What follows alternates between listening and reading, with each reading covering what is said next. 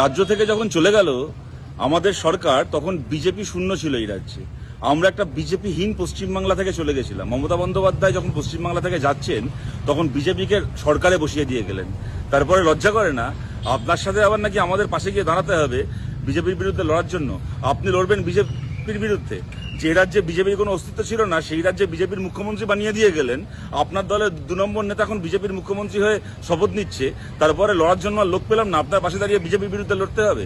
আপনার মতো একটা চোর, আপনার মতো একটা সন্ত্রাসবাদী, আপনার মতো একটা ক্রিমিনালদেরকে দিয়ে রাজনীতি করা নেত্রীর জন্য আজকে পশ্চিমবাংলার এই সর্বনাশ হলো।